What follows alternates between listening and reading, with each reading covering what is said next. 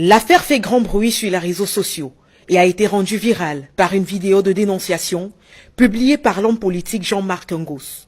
À l'intérieur de la vidéo, on peut le voir très en colère, en train de se servir d'une boule de riz cuit comme d'une balle de tennis. Alors, au cours de notre enquête, nous nous sommes rendus à son domicile afin de vérifier la véracité de cette information. Il nous expliquera avoir été alerté par son épouse qui aurait reçu sur les réseaux sociaux une vidéo dans laquelle une femme non identifiée se plaint de la mauvaise qualité du riz Armenti, commercialisé, tout comme Broly, par Africa Food Distribution. Intriguée, elle décide d'essayer avec du riz Broly et le résultat est le même. Cette vidéo a interpellé mon épouse qui dit carrément, écoute, j'ai rien à lui placer dans nos marmites. Je dis comment ça? Elle me balance une boule, j'attrape la boule qui avait la taille de cette balle de billard là, ok? Et je dis, mais c'est pas possible, quand je la frappe au sol, elle rebondit comme la tisse. Après cet échange, Jean-Marc Ngos va faire la même expérience et c'est le résultat de celle-ci qu'il va diffuser sur les réseaux sociaux. Alors, avec nos reporters, on fait le pari fou de cuisiner du riz Broly chez lui.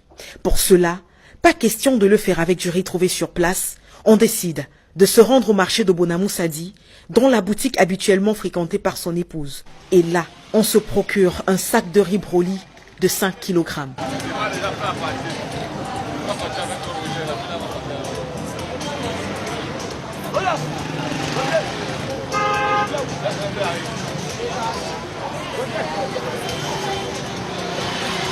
Hors caméra, la commerçante nous avouera se procurer sa marchandise directement chez les commerciaux d'Africa Food Distribution.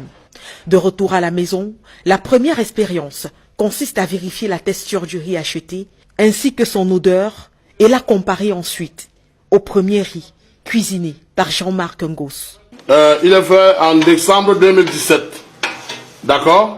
Il a 1 an.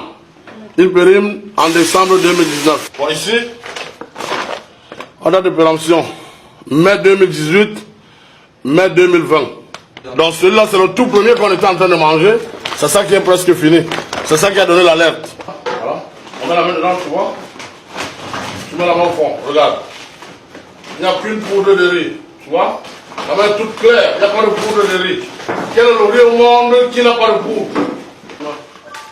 Il n'y a aucune poussière. Ensuite vient le moment de la cuisson, réalisé par notre reporter.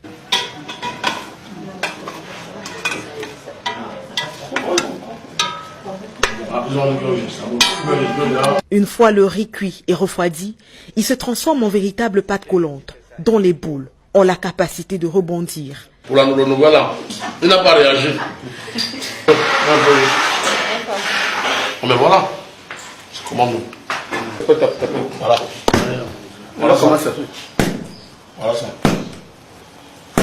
Quelques heures après ce test, on se rendra cette fois au point de presse organisé par Africa Food Distribution dans le but de se blanchir. Et ici aussi, un test de cuisson est réalisé sur les 2 types de riz mis en cause.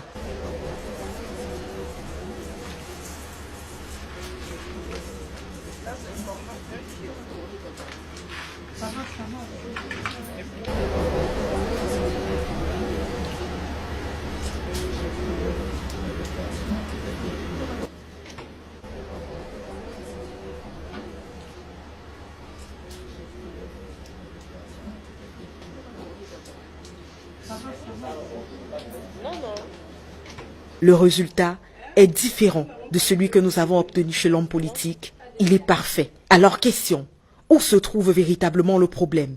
À la production? Au niveau de la distribution de ces riz? À moins qu'il ne s'agisse d'une affaire de contrefaçon. Sur les réseaux sociaux, les positions des uns et des autres se précisent et tendent à enflammer l'affaire. Pour Delors Magellan Kamse Kamgen, de la Ligue camerounaise des consommateurs, au-delà du riz, c'est toute la qualité des produits Broly qui est mise en cause. Dans sa série de posts sur la question, il va même jusqu'à demander aux Camerounais de boycotter la marque. Tandis que des hommes de la société civile et des journalistes tels que Rodrigue Tanguay se rangent du côté de l'entreprise et en appellent à l'esprit de parcimonie du consommateur.